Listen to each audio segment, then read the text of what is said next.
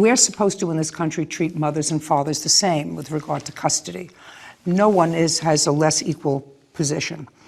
However, when I practiced in the family court and then was later a judge in the family court, I found that that law was honored in the breach.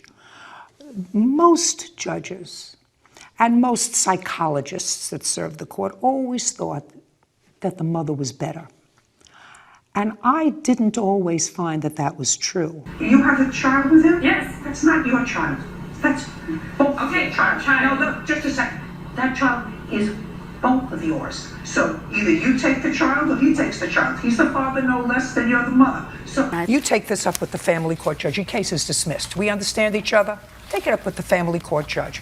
When the family court judge issues an order of support, whoever the order of support is going to be entered against. But I'm going to suggest this to the two of you. You've wisely or unwisely made a child together. You don't have the right to take the child away from the other parent. He would not have that right to take the child away from you. That's what the court said. And whether you like him or not, whether you like her or not, whether he's a nice guy or not, whether he's a bum or not, he's a bum that you picked to make 2 children with. And if he shows up to see the children on a Wednesday, and he's given you some indication that he wasn't going to be there on Wednesday, and for no other reason than he said he wasn't going to come, you don't let your children see him, that's wrong. But That's wrong. It's not between the two of you. He could be the biggest bum in the world. He lived with his children. His children know who he is. They have a right to see their father unless he is abusive to them, dangerous to them, which I assume that prior to 2007 you never made that allegation. Would that be a fair statement? That would be fair. Well, then unless he had some psychotic breakdown, which I doubt. Well, doubt. Nothing changed with regard to his love for his children from 2007 to 2009, except that you were PO'd with him. Now, that's unfair. Whether you like that or not, it's unfair. It's unfair for the children. Unfair to him, I don't care about. Unfair to you, I don't care about. But it's unfair for the children. And if you deny them the right to see their father, they will eventually hate you. I want you to understand that. I want you to be prepared for the fact that if you don't let your children visit meaningfully with their father, there will be a day down the road when they will hate you, justifiably so. Do you get it? Do you get it? Justifiably so, because you will have allowed your anger to get in the way of their relationship with their father. Good, bad, or middle of the road. That's who you picked to make them with. You don't visit your bad judgment onto your children. Do we understand each other? I understand you. I don't agree with you at all. I don't give a... Listen, since I'm not adjudicating that or not, I have to tell you this. In 40 years, I've seen tens of thousands of women just like you who will invest all of their beautiful bloom time in hating the person that they made their children with. And I guarantee you this. You know what's going to happen? Eventually, you're going to drive him away. He's got a beautiful new fiancé, and he and this beautiful new fiancé will go on and make a beautiful new family. And one day he's going to say, I'm tired. I want to see my kids. I would love to see my kids, and I feel badly that I'm not seeing my kids. But she really is an SOB, and she created this problem, and when they get older, they'll see me, but I'm not going to waste my time anymore. Eventually, he's going to say that. Mr. Baxter said that. Just a second. If he said it, it's because you made it difficult. I've seen you for a very short period of time, and I know that if he said it up until now, he said it because you've made it difficult. It's not right that he's got a new girlfriend, that he's gone on to a new life, that you don't have a new life, that you don't have a new life. All of those things are very unfair, that you're living with your sister, that you no longer have a home for your children. I read your answer. We have a beautiful home. We have a beautiful new home, and we are very happy. Well, and we have you want me to read your answer? You want me to read your answer? Sure. Yeah. Fine. I'm going to read what you said. Then if what you said is a lie, you said, Because of Chris, I don't have a place to raise my children. My sister has taken us in on a temporary basis. That's what you swore to in your answer. Yeah, but it's a beautiful home. Miss Rizzo, I said all that's necessary to you. Put your hand down. You have to know that this has nothing to do with you. You're extra, you're fodder. This has nothing to do with you. You have nothing to do with his children. You have nothing to do with his former life. This has nothing to do with you. Do you understand? Yes, Your Honor. Perfect.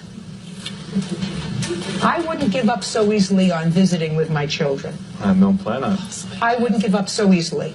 But I'm telling you, I did my best. He should be seeing him regularly, because the nonsense that you give me is nonsense, because you left him alone with the baby from 4 to 10 at night and 4 to midnight when you weren't home. So you weren't concerned that he wasn't taking care of him. Because if you were concerned that he wasn't taking care of him, you wouldn't have left him home. Can I say something?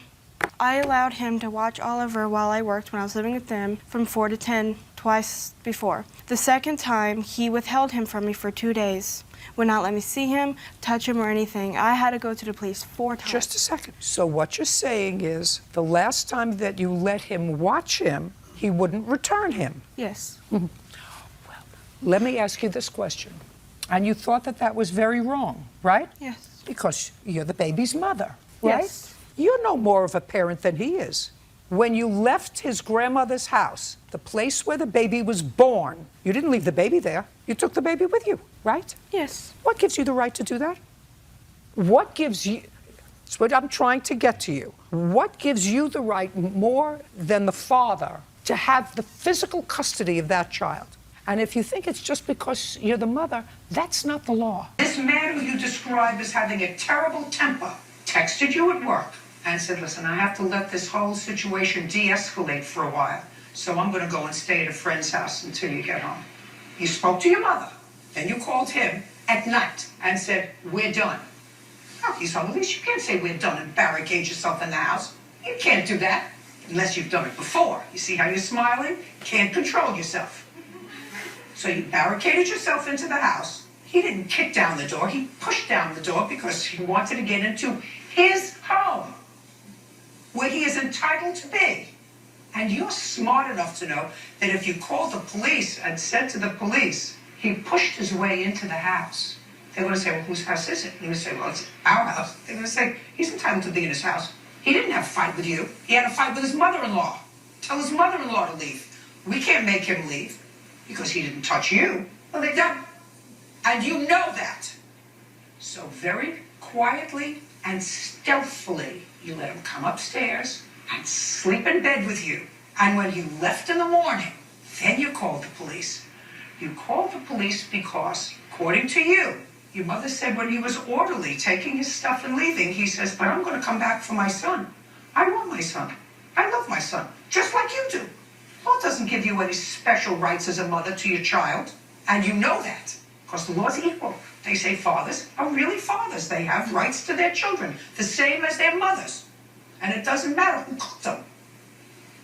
So what you did was get a leg up, because you said, in order for me to do that, I've got to get an order throwing him out of the house, excluding him from the house, saying that I'm afraid of him, saying that he threatened to take my son, not his son, which you did, and some judge actually gave you that order. See, I wouldn't have done that. But we're all different. So you did have him falsely arrested, and he's suing you for $1,500 in attorney's fees. I would have given you a lot more. You have a counterclaim for your broken door. Fix it yourself. You had no reason to barricade somebody who had a perfect right to be in their apartment out of their home. Judgment for the plaintiff in the amount of $1,500. A goodbye. Party's no excuse. Please step out. I don't know why you find this funny. I don't find it funny, actually. I find it very sad. Because if what you're telling me is, since this all happened, he's been on a supervised visitation schedule, you, madam, are outrageous. Reading what little I did from this judge's order, he's going to end up with full custody of the child, because this judge is not going to take nonsense from you. It's clear to me. I'm just telling you, this judge who heard your case is not going to take nonsense from you. If you find a reason to fudge with the custody arrangement, because this man is not giving up. And what happens in situations like this is if there is an obstreperous parent who undercuts another parent, what's going to happen is you're going to lose custody of this child. I just want you to understand. I'm giving you the benefit of my crystal ball. He's keeping all the stuff that's in his house. Even though the I have judge found receipts. I don't care if you have receipts. I don't care if you have toilet paper from here to Pluto. The judge found that you lived together and that you were unemployed since 2008. Do you want me to read the finding? Yes, my mother bought just all the right items. here. I even have Just- bank statements. Mother lives in Belleville with her mother, her brother, her 8-year-old son was born of a previous relationship. Mother is a student. She was last employed in 2008. So a that when you were full-time living with student. him, when you were living with him for 2 years, unless you had some other form of income, he was supporting you. My mother. Your case is dismissed. He Listen to me. never- Listen to me. he Her never case supported is anything of mine. dismissed. I got to Listen to me carefully. Okay. I read your counterclaim, which you would never have filed but for this ridiculous lawsuit that she filed. No. Am I correct? Yes. Because I just wanted to be over. What? You want it over. Right. I understand that, Right. and you're right. I just want my property. You can't have it. It's not yours. It is mine. I Your have case is receipts for it, dismissed. and it We're was done. paid Put her for. out. Ma'am, you're excused. You're withdrawing your counterclaim, correct? Yes, you are. Oh, well, the Perfect. deductible. Can I Perfect. just? We're done. Okay. Thank you. Thank you. Did you take any of this money from him? Yes, I have a child. We have a child to take care of. I mean, he should have been helping all this time. I understand from him, Ms. Hammonds, that the court set a support order that he's been consistent in paying of $90 a week. Is that false? Yeah, he has been paying $90 a week. They take it out of his check. That's his legal obligation fixed by the court for him to pay. When So he shouldn't have to help out in any other type of way, Your Honor? Shh. That's what I'm telling you, madam. That's what I'm telling you. What I'm telling you is the court has fixed his child support obligation. He is under absolutely no legal, ethical, or moral responsibility to take care of you I never in asked any him to way. take care of Just me, a Your Honor. second. You in any way. And if you and your daughter share an apartment, and if you're running short on the rent, and if he picks up the rent or sends you money to help with the rent, then he is in fact helping to take care of you. That's a nice thing for him to do, but not a legal, moral, or ethical responsibility for him to take care of. That's what I'm telling you. And so it would be important, Mr. Cervantes, for if I were a family court judge listening to an application for an upward modification of child support, it would be important for me to know that you're not a deadbeat, that you've been paying your child support order, and in addition, when pressed and there was a certain desperation, you helped out. That's all. That's all. Somehow Miss Hammond seems to think that you have a responsibility that exceeds that. He does if you say to him, Miss Hammond, your daughter needs a new gym outfit. Your daughter has a science project, and in order for her to do that, we need $150. And if he says, great, I'll send that to you for her, in addition to the $90 a week that I'm court ordered to send, that's fine. But he is under absolutely no obligation to take care of you. I never said that he was, Your Honor, but he was also partly living in my house, staying the night and all that, so he should have to help out with the bills if he's going to be there. He wants to come and pick up his daughter instead of driving back down the hill to come down at 10 o'clock in the morning, and I let him stay for a few hours. He should have to help. That's such a I'm just supposed to let him live in my house or just let him be around and do whatever he wants to do, eating my food, running up my light bill? Just a second. Do you understand what I'm saying to you? Yes. These, Are we done, Your Honor? I'm ready to go. Be quiet. Because if you had not brought your daughter to school on Thursday after this hearing on your application for an order of protection, I would have awarded Mr. Aragon the $5,000 that he's asking for. Now I'm going to award him $2,500 because the route that you took in order to satisfy yourself was the wrong one. It was the same kind of route that you took in 2010, which was, she's my daughter, I get to say what goes on with her, without involving a neutral arbitrator. Do you understand? You can't do that. Child has two parents. And what you're supposed to do is you're supposed to say, there's no question that my daughter is not at risk. Because if she was at risk, she would have been at a doctor's office Monday morning. She's not at risk, and she lived with her father for 1.5 years when she was a baby, and then you disappeared with her because you wanted to. And then when you were questioning her, which is what you probably do when she comes back from her father's house, and you got either a story or a non-story, whatever it was, you chose not to call Child Protective Services and say my child's being neglected. You chose not to go back to the family court. You chose to go the route of getting an ex parte protective order, probably with some advice from somebody. I'm not sure who. Anyway, judgment for the plaintiff in the amount of $2,500. We're done. I don't have the jurisdiction to order visitation. Do you understand? Yes. All I can do is tell you this. You have a son together? Do you have a son together? Yes. Yes, sir. How old is that child? 10 months. You left in August? Yes. Yes, sir. Do you work? Did you work? Yes, I was working. Did you work? Yes. Did Mr. Benson work? Yes. Did you work the same hours? No. When you worked, who took care of the baby? I only worked on Saturday. At the time, him. Eventually, he's going to have visitation with his son.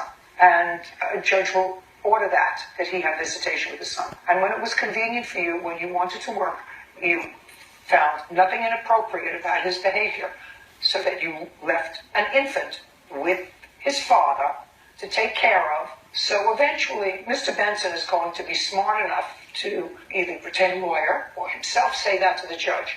Till she left, she worked on Saturdays, and I took care of my son. She left me in charge of my son. So it's going to be a very hard uphill battle for you to say he can't see him now because now he's dangerous. Now that it's no longer convenient for you. If you don't get along with him anymore, that's your business. If he doesn't get along with you, that's his business. But the two of you made a child together, and his child has two parents. And both parents are entitled to be in that child's life. And it is inappropriate for one parent to deprive another parent, put your hand down, to deprive another parent and to deprive a child of the input of the second parent because they don't get along anymore. And whether it was an acrimonious departure or whether it was a happy departure is not relevant. Not relevant. Your son has a right to have the input of both parents, and you picked him. Okay. Your case is dismissed. You have no claim against him. Zero. Nothing. Nada. Very sad. Very, very sad. Did the courts in Connecticut assign a lawyer to you? I haven't had one yet, no. Your Honor. What? The facts of the case are wrong. Judge, listen to me. These are the basic facts of the case, Ms. Minacci. Basic. That at least going as far back as 2014, he says before, these two children lived with their father and an aunt. They only lived with the father and the aunt for a couple of months. No, that's not what she said. She said that they lived with their father. They lived with him, but he just moved to Connecticut and stayed with his aunt. Oh, well, I don't care. But they lived with their father, not with their mother. And they lived. They came to our house in 2015. Not 16. So they lived with us for over a year. Carmela and Stephen and me, my husband, and the kids. They lived with you for over a year while they were drug involved? No, they were not drug involved at that time. I would not have that in my house. That was 2016, Your Honor. They had moved out April of last year. Listen to me. Your case is dismissed. We're done. This is a family court matter, and somebody should take very, very close look at who is going to be the most appropriate parent to raise these two little boys who are 8 and 10 years old and probably shouldn't be separated. It sounds to me as if most of their lives they lived with their father, who I see visually actually no evidence of drug involvement. I can't say the same on this side. Well, we're done. You filed for divorce, is that right? Yes, I did. You were the plaintiff. The grounds were irreconcilable differences. Yes. Is that right? Yes. When you filed the complaint for irreconcilable differences, you listed 2 children. Is that right? Yes. 2 girls? Yes. You asked for child support for both girls, correct? Yes. Good. Now, if you sense a certain harshness in my tone, it's because unless I was reading incorrectly in your answer, you say that 5 years ago, when your daughter was 6 years old, you had a talk with her, and you told her that there was a chance that he wasn't her father. Yes. And you did that because I don't believe in keeping secrets from my kids. Yes. You're a moron. You are a moron. You are an example of why people should have to take tests before they're allowed to have children. Before you have a discussion with a child and tell a 6-year-old child that there is a chance that she's a... You have a paternity test. If you have a question, then you know. You don't tell her first because you feel as if you have to get it off your chest that you were messing around. He was messing around first, Your Honor. Who cares? He didn't become pregnant. As far as I know, that's not a possibility yet. I want to tell you something. If I were the family court judge, not a mediator, but if I were the family court judge who was deciding visitation with your children, you, sir, would see your children under a supervised visitation arrangement only. And I am a very serious proponent of fathers having as unrestricted quality time, if they are not the custodial parents of children, as is possible, because I always believe that that's in a child's best interest, to have the love and companionship of both biological parents. It's always been my view. I'm a serious proponent of that, but not, sir, when you live with this kind of witch. Judgment in this case is for the plaintiff in the amount of $2,000. Whatever counterclaim there is dismissed. That's all. Parties are excused. You may step out.